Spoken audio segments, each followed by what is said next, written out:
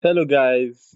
Welcome to another exciting episode on the show, Control or Be Controlled, a podcast designed to help you start thinking differently and take control of your life. And I remain your host, Darlington.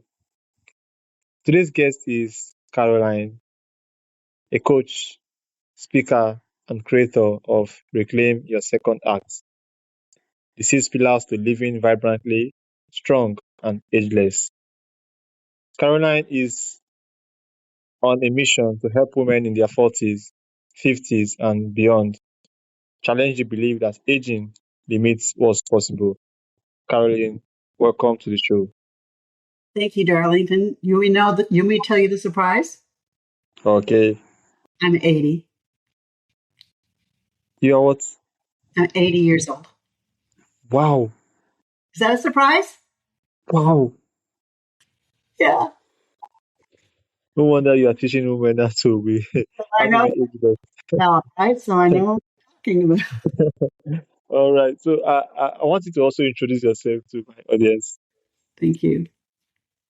Hello, I'm Carolyn Hatton, Dr. Carolyn Hatton. I'm a former dental surgeon. Done a lot of things in my life, but a couple of years ago, I joined Tony Robbins and Dean Graziosi in Mastermind. And after that, I joined their speaking coach, Laurie Mabelis, to be a presenter on stages. Right now, I'm doing podcasts to become more fluent and more knowledgeable about speaking. And this is a perfect way to do it. You meet incredible people.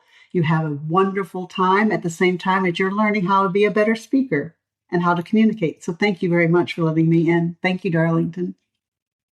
All right. Thank you so much. So I'm struggling to pronounce your name. Is it Caroline or Caroline?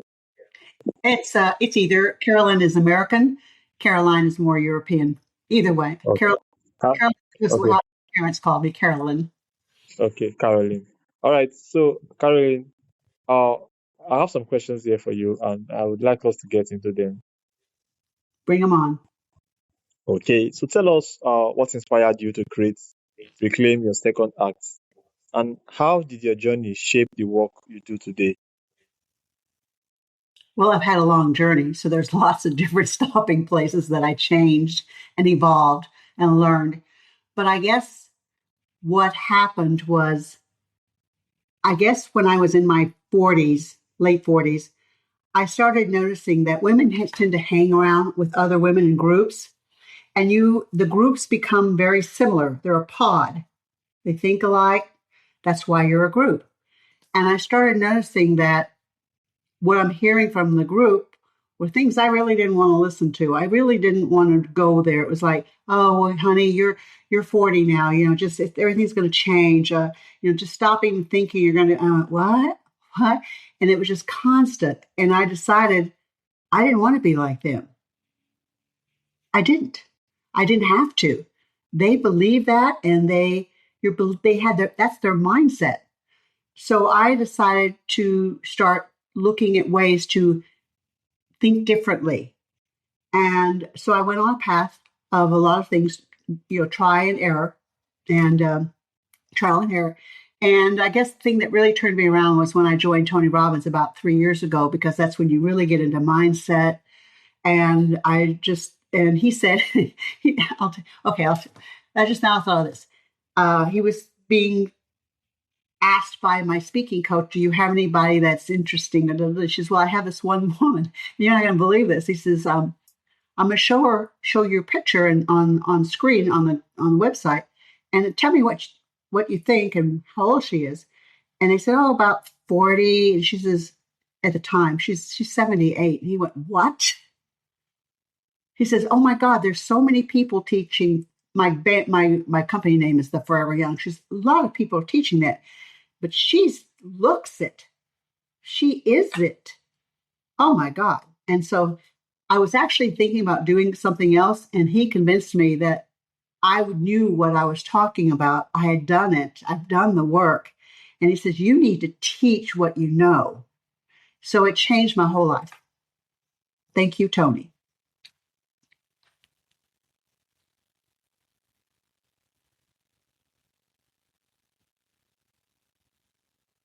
Okay, thank you so much. So my next question for you is: many women feel like aging means their best years are behind them. As someone who is 80 already, why do you believe that's one of the biggest myths we need to challenge? Well, it's a myth because it's the cultural norm of speaking of people that age. They have grown up, their mothers, their grandmothers, the people it becomes the norm. It does not have to be the norm, but you have to be strong enough to realize you need to get away from the people who are dragging you down. And that's hard. That's real hard because they're your friends. It doesn't mean you have to get rid of your friends, but you need to be cautious and mindful that you keep your own mindset. And sometimes you have to change friends. I remember when I was starting Tony Robbins, they made me go see a coach. And I went, oh, I don't want to do that. Oh my God. And finally, I liked her a lot. So I said, okay, I'm going to be a nice person. I'm going to start doing what she asked me to do. And so she said, I noticed that you speak about tribes and sames. She says, what is that? I said, I've gone through life and I've been with different people and different groups.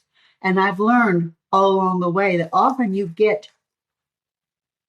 place yourself or you get pulled into a group, you move to a place and you meet some people, they become your friends and they're the first people you meet. So they become your friends and maybe they're not the right people, but yeah, but you've known them for a while. They were so nice to you, but maybe they're not the right people. And so I said, so I have this thing that I call my saints. I also call my tribe. They're the people that are like you, that think like you, that don't try to make you into what they are to make themselves feel better, so that or be influencers to influence you, and they feel good about that. Sames don't do that. Likes don't do that. In coaching, all the people in coaching are likes. They're same. So it's easy. It's when you go out and coach that you don't have the same. You have to figure out who am I going to work with and who am I not. The fit.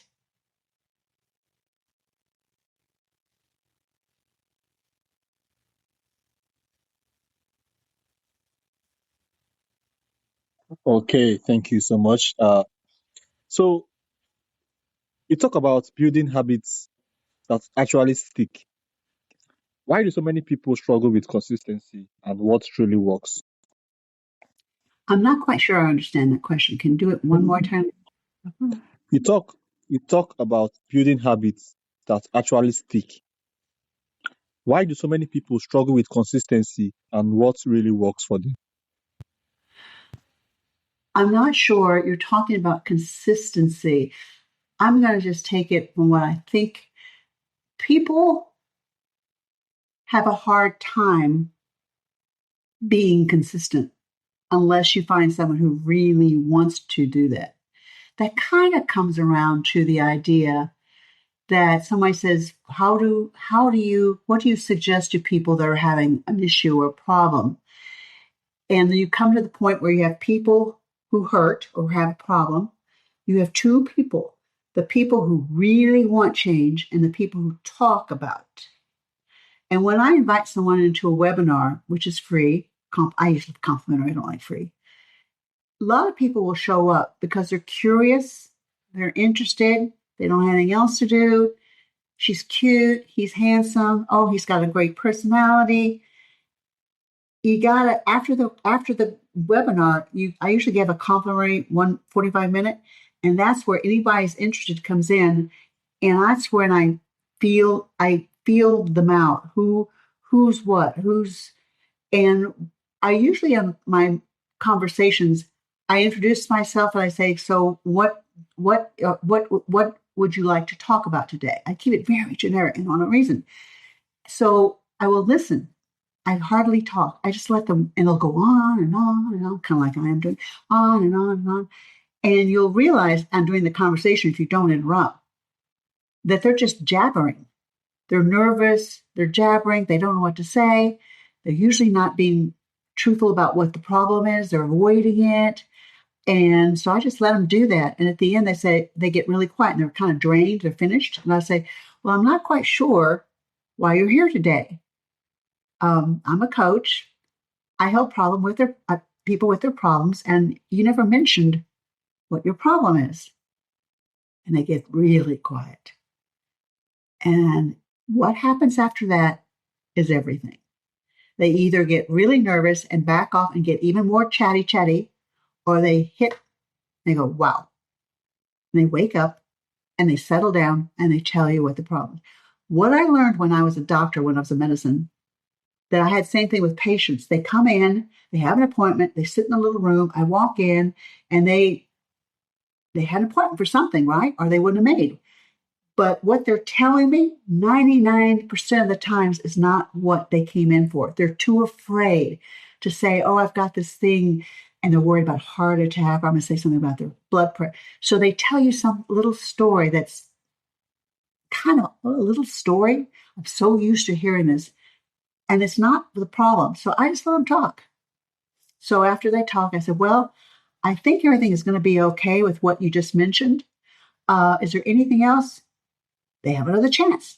Some people will go, oh. Some people go, oh no, doc, And I said, well, okay, let's make an appointment for about 3 months. And if anything comes up, let me know. That means they're going to have another appointment because they didn't get their answer because they weren't honest with me. I know this game. So I'll say, well, why don't you make another point up front and we'll have a discussion about it in 3 months. Well, they're scared of that because things get really bad if they think in their imagination what the problem is. But I let it go. I just keep quiet, let them wiggle around in their head. And while I say, doc, what I really want to go, oh, here we go. So I close the door and I sit down and they tell me the truth. Some people don't, some people do. When I choose my clients, I do the same thing and I figure out, are they clients or are they talkers? And when I take clients in, my reputation is on the line as when I was a doctor, surgeon. The people who just chatter and chitter and everything, sometimes they're looky-seers. Sometimes they just want to come and say, oh, she's so cute. I just met the cutest girl. She just told me this. She told me, but they're not interested in change. They're just chatterers. And if they pay money, the next course, or even go in the complimentary, and they come away with something, they're going to go to their friends and say, "Oh, she didn't do much for me." Your reputation is hurt. So I'm so aware of going through the process to filter out who's going to be a good patient. It's a waste of my time. It's a waste of my reputation, waste of my energy. So I'm very careful. I've learned that 20, 30 years in medicine. I now know, I didn't know that I knew that until I got here. I went, oh, I used to do that all the time. And it kept me from getting in a lot of trouble. I'm going to do the same thing.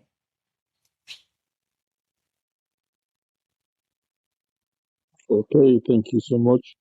So, after years of caring for everyone else, many people lose sight of who they truly are. How can someone reconnect with their own identity and purpose? I'm going to ask the question and see if this is right. You're asking me how they can connect with their identity. Yes, and their Okay. purpose. And their purpose. Well, what's really interesting, I gave a presentation to my speech coach beginning of the week. And one of the sections was the body listens to 3 conversations. The conversations in your mind, the conversations of your belief, and the conversations that you actually create and place in your body. Those are your identity. I'm a doctor, I'm fat, I'm lazy, I'm pretty, I'm this, that's your identity. You actually put those in. No one else did. It's very interesting. So when I talk about identity, a lot of people, no, not a lot, most people will have an issue somewhere in their life. And some people are able to handle it and figure it out and change it. I think that's small. Most people will try. They'll try again. Maybe they'll stop trying, and they don't. So I always tell people, if you have a problem and you haven't solved it by now, how long have you had it first? How long have you had it? If they haven't solved it by now, the odds are they're not going to. So just like Messi, just like Mackenzie, I love soccer. I'm American weird. They have coaches. If you are a tennis pro, you have a. If you're a skier, you have a skier. If you want to be a coach, you have a coach yourself. If you want to get changes in your life, pretty much most people are going to need a coach. It's so rare when someone doesn't. You need a coach. It's faster. It's cleaner.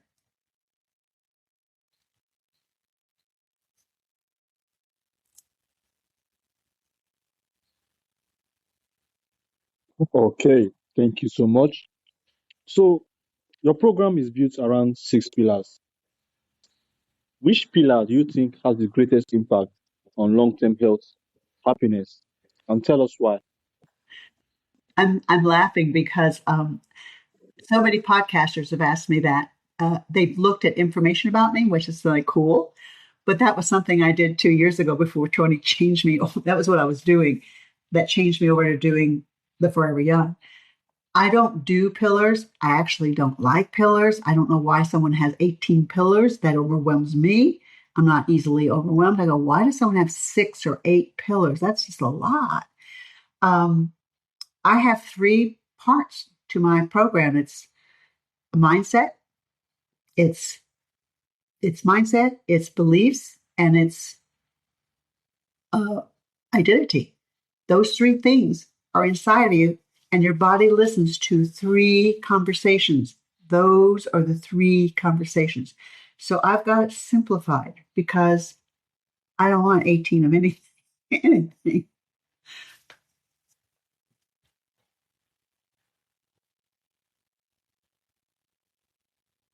All right, thank you so much for letting me know the pillars anymore. Yeah, So scratch tell us, it out. Scratch it out. tell us some daily practices that support brain health and healthy aging that anyone can begin today. I have a friend named Klaus who I've known since the 70s. He will be 107 this December. What he taught me was there are certain things you can do for your own mindset, for your own youthfulness. He does it every day, and he's going to be 107. He still skis. Yeah. He believes that what you say to yourself about yourself creates a mindset. Be careful what you say about yourself. Don't be cutesy like, oh, I'm this. Oh, I'm just so shy. I'm this. You will become that. It's just simple. But he says that when you have a mindset, you must have a mindset of happiness, of joy, of connection, and of processes or processes. He does something every single day ever since I've known him. I've never seen that man not smiling. It's not a little smile, it's a big smile. And he hums. He hums. And he said, Carolyn, he's European, um, smile as much as possible. Hum or sing to yourself. Those things in your brain are interpreted by the brain and they immediately dump out serotonin, dopamine, the goody stuff that makes you feel well and happy. So trigger it. You can personally trigger the dopamine, the serotonin. You can do it anytime you want. Or you can sit there and be miserable and whining, I got this. Or you can hum. The hum will change your brain like that. The smiling will change. So he taught me little habits. He says, when you're in the car, what are you doing? I said, I'm listening to crappy music. He says, okay, put on nice music. They're calming you. Hum to it. Sing to it.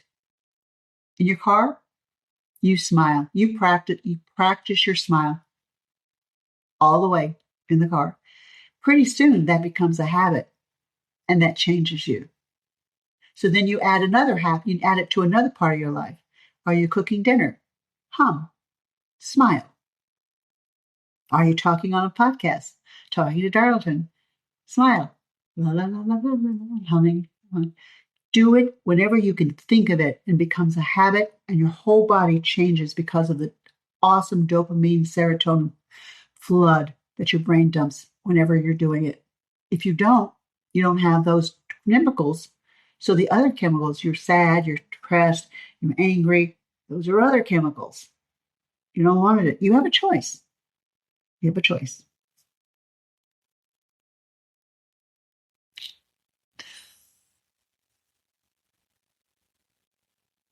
All right. Thank you so much, Caroline. So here is my final question for you. Yes, sir. If someone listening right now feels like it's simply too late to reinvent themselves, what would you want them to hear?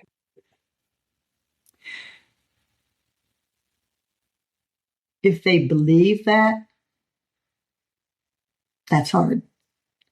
If they want that, something different, that's a bit easier. It's something you can do. Somebody really doesn't want to change. But if they want to change and they haven't changed and they've tried a couple of times and they keep getting stuck, the only thing you can possibly do to get closer to a change is to get a coach. Messi has a coach. We have coaches. If you want to get something done quicker rather than later, you need a coach. It's just simple, simple.